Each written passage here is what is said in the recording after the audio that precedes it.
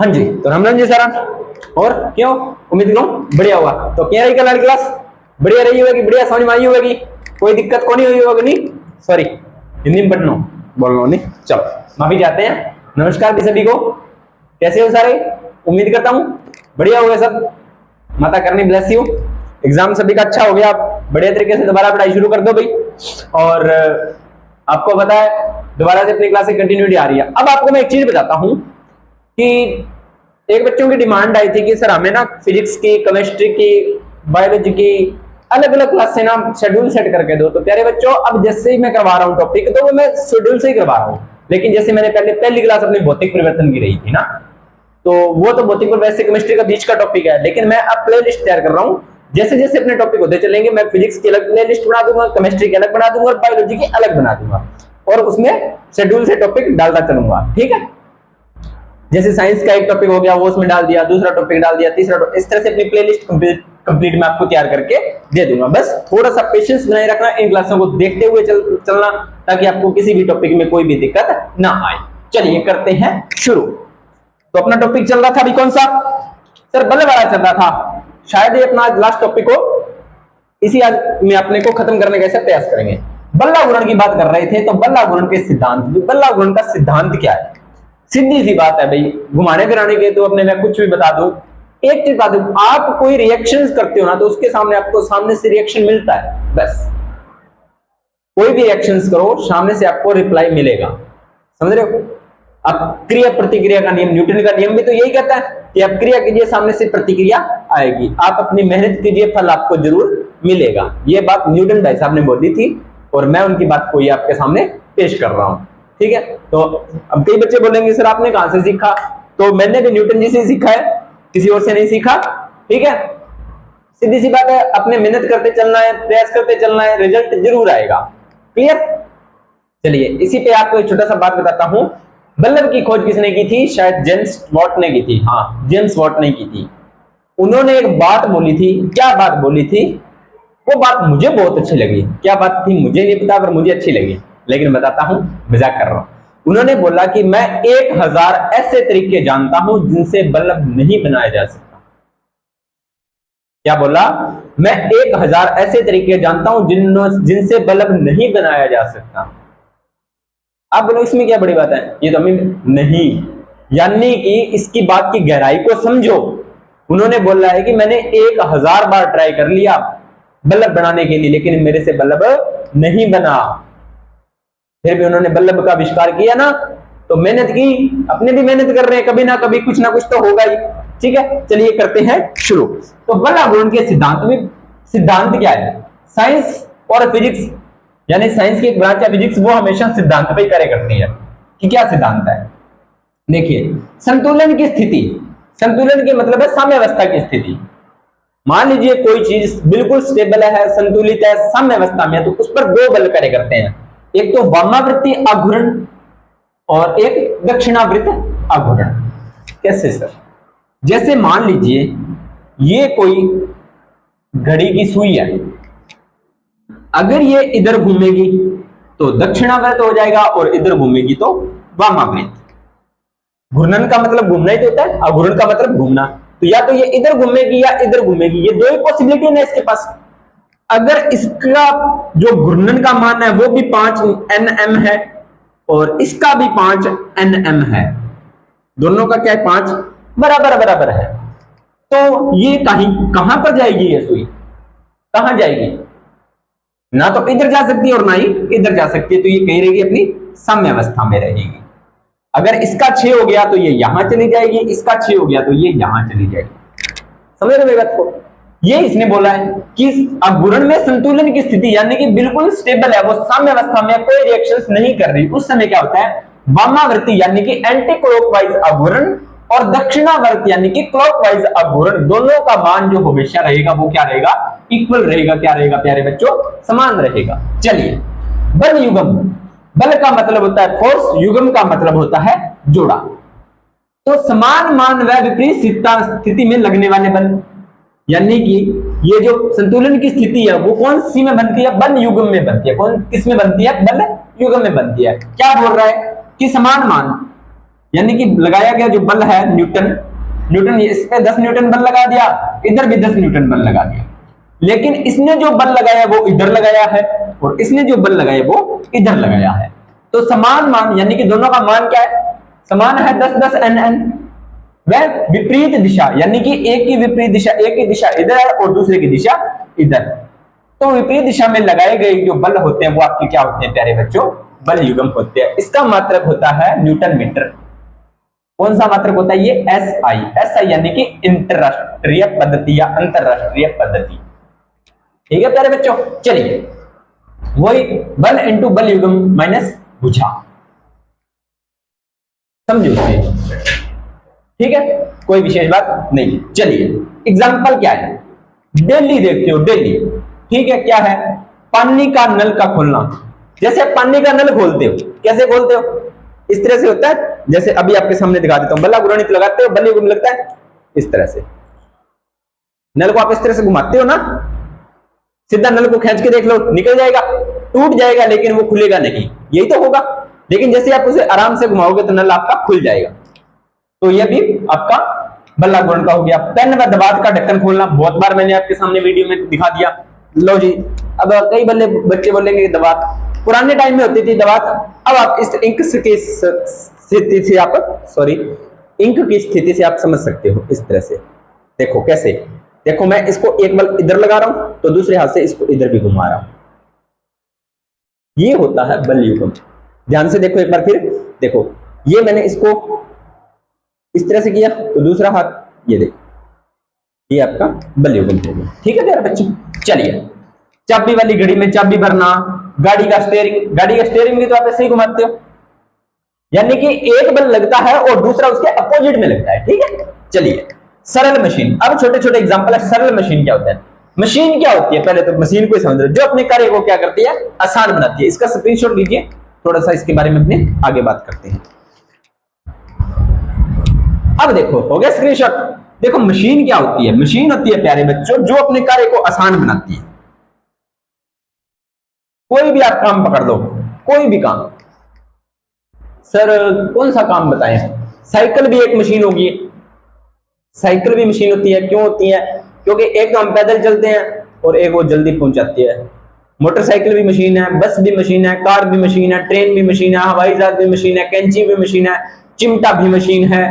ठीक है, चारा काटने वाली, जितने भी आप जो आपके कार्य को आसान बनाती है, आपके हार्डवेयर को आसान बनाती है, वो मशीन होती है। क्लियर।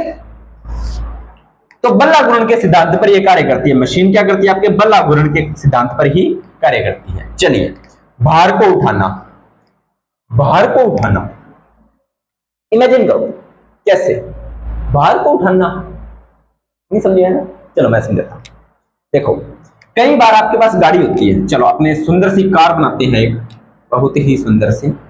वैसे तो मुझे ज्यादा ड्राइंग मेरी अच्छी नहीं है, पर फिर भी बना लेते हैं।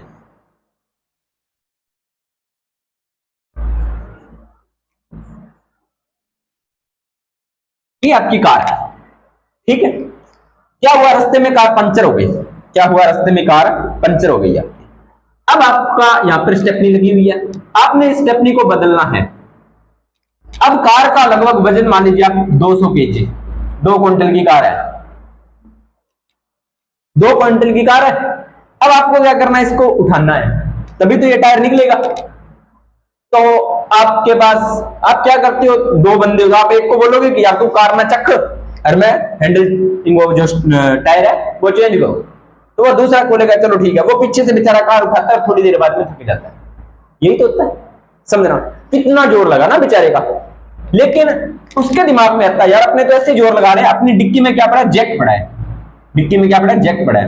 वो क्या करता है, इस जैक को यहां पर लगा देता है, इस तरह से थोड़ा सा उठाकर जैक को लगा देता है, और फिर क्या करता है, आराम से उसमें ना कुछ सिस्टम लगा होता है कि ये धीरे धीरे अपने आप खुलेगा।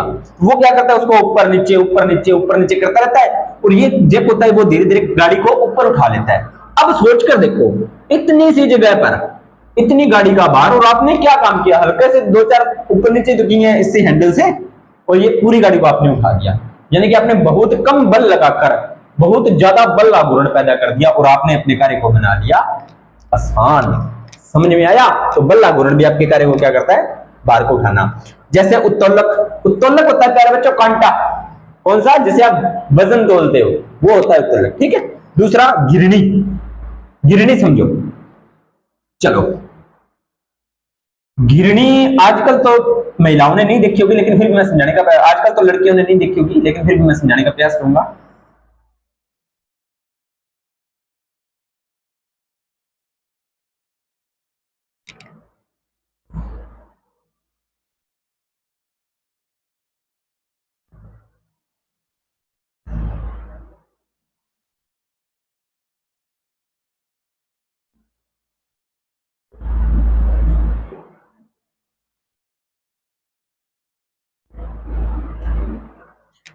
शायद कुआं बनाया ना मैंने, ठीक है।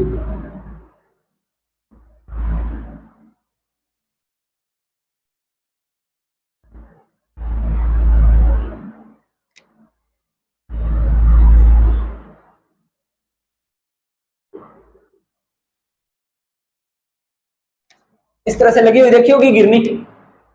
अब यहां पर मान लीजिए कोई महिला है, वो बेचारी पानी निकाल रही है। अब देखो भी प्यारे बच्चों, मुझे एक ही गुड्डा बनाना आता है, वो मैंने बना दिया। ये महिला इस कुएं से पानी निकाल रही है। अब उसने क्या किया, बाल्टी, यहां पर इसने कुएं में बाल्टी डाली, और ये रस्सी, ये मैंने मान लीजिए ये बाल्टी इसकी रस्सी इसके अंदर डाली हुई है, यहां से मैंने सीधी इसके अंदर रस्सी डाल दी। अब ये इस रस्सी को खींचेगी तो कितना जोर लगेगा ना, यानी कि गिरनी का उपयोग वो नहीं कर रही, अब रस्सी को डायरेक्ट खींच रही है, बहुत जोर लगेगा। लेकिन फिर उसके दिमाग में आता है मैं ऐसा क्यों ना करूं, मैं गिरनी का ही उपयोग कर लूं।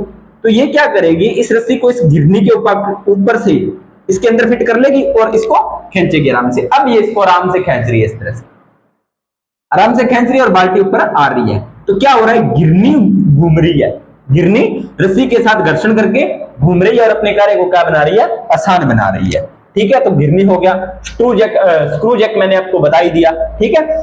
कम बल लगाकर आप अधिक भार उठा सकते हो, यानी कि पहले तो बेचारी ये लड़की यहां से खींच रही थी, या ये जो महिला थी जो यहां से सीधा यहां से रस्सी से खींच रही थी, बहुत ज्यादा बल लगाना पड़ रहा था और बहुत कम बल अघूर्ण उत्पन्न हो रहा था। लेकिन गिरनी से कम बल लगाकर वो अपने कार्य को आसान बना रही है, अधिक बल अघूर्ण लगा रही है, ठीक है प्यारे बच्चों।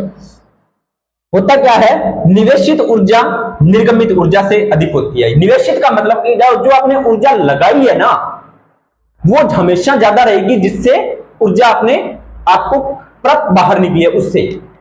समझ आई मेरी बात। अब समझो, इस चीज को समझने से पहले एक शब्द आता है आदर्श और दक्षता। आदर्श और दक्षता। आदर्श एक शब्द है बेटा काल्पनिक, सिर्फ एक शब्द है काल्पनिक, यानी कि इसका मतलब होता है कि आप कोई भी काम करोगे या आप किसी को पैसे दोगे या आप किसी से काम करवाओगे तो वो आपको 100% करके देगा, यानी कि आपने 100% दिया और सामने से भी आपको 100% मिलेगा। ये सिर्फ काल्पनिक है, मैं नहीं बोल रहा, ये बात साइंस बोल रही है। किसी भी चीज में लगा लेना आप, किसी भी चीज में, बीच में कहीं ना कुछ तो लॉस होगा आपको। यहां से आपने इसको 100% दिया, उम्मीद आप 100% की कर रहे हो, लेकिन नहीं, आपको 90.99% प्राप्त हो सकता है, लेकिन 100% नहीं होगा। लाइफ बॉय साबुन, डिटॉल साबुन आपने ऐड देखी होगी ना, उनमें भी 90.99 कीटाणु मारता है, एक कीटाणु को वो छोड़ देता है, यानी कि वो भी 100% काम को नहीं वो कर सकता, कोई भी 100% नहीं होता। तो आदर्श है, मतलब आदर्श का मतलब है कि आप किसी को 100% देखो, सामने से 100% आएगा, तो इसका मतलब आदर्श क्या हो गया, एक नाम हो गया। दक्षता होता है मतलब 100% की आप किसी से 100% कार्य करवा रहे हो। तो किसी भी चीज की दक्षता 100% होती है, नहीं होती, किसी भी चीज की दक्षता 100% नहीं होती। अब इस चीज को मैं फिर से समझाता हूं कैसे, बहुत बार एग्जांपल लिया है। आपने एक नई गाड़ी ली, कंपनी में गए गाड़ी लेने के लिए, गाड़ी निकलवा ली, कंपनी वालों ने बोला कि हमारी गाड़ी है जो 1 लीटर में 22 किलोमीटर की एवरेज देती है, 1 लीटर डीजल या पेट्रोल जो भी उसमें लगता होगा, ठीक है, तो उसमें आपको 22 किलोमीटर प्रति घंटा की 22 किलोमीटर 1 लीटर में आपको एवरेज मिलेगी। आपने बोला ठीक है, आप घर आए, आपने क्या किया, पूरा 1 लीटर पेट्रोल डाला उसमें, पूरा 1 लीटर, ना तो एक बूंद कम ना एक बूंद ज्यादा। क्या वो 22 किलोमीटर चलेगी? नहीं चलेगी, वो 22 किलोमीटर नहीं, वो 21.99 किलोमीटर चल सकती है, लेकिन 22 नहीं चलेगी। क्यों नहीं? क्योंकि जैसे ही आपने गाड़ी स्टार्ट की तो गाड़ी स्टार्ट हुई है, उसमें इंजन चला है, वर्क हुआ है, गाड़ी गर्म हुई है कुछ देर के लिए, आपने 1-2 मिनट गाड़ी स्टार्ट किया तो उसमें भी पेट्रोल खर्च हुआ है ना, गाड़ी चलने में, घर्षण करने में खर्च हुआ है, तो वो ऊर्जा आपकी वहां पर खर्च हो चुकी है, यानी कि 100% आपको काम नहीं मिलेगा। उम्मीद करता हूं ये बात मेरी आपको समझ में आई होगी। तो जो आपने ऊर्जा दी है निर्गमित ऊर्जा से ज्यादा होती है। क्यों? ऊर्जा का कुछ भाग घर्षित बलों के विरुद्ध कार्य करने में खर्च हो जाता है, जो घर्षण बल लगता है उसके विरुद्ध कार्य करने में खर्च हो जाता है। उम्मीद करता हूं समझ में आई होगी। स्टार लगाकर मैंने एक बात लिखी है, किसी भी मशीन की दक्षता 100% नहीं होती। तो सर कौन सी मशीन की दक्षता 100% होती है? तो आदर्श मशीन की। और आदर्श एक काल्पनिक शब्द है। अब आपने मशीन की दक्षता निकालनी है तो क्या करना होगा? मशीन की अगर आपने दक्षता निकालनी है कि उसने कितना कार्य किया है, कार्य कितना किया है, तो उसमें आपने कितनी ऊर्जा दी है, कितना कार्य किया, यानी कि आपको उसका परसेंटेज निकालना है। तो मशीन द्वारा किया गया कार्य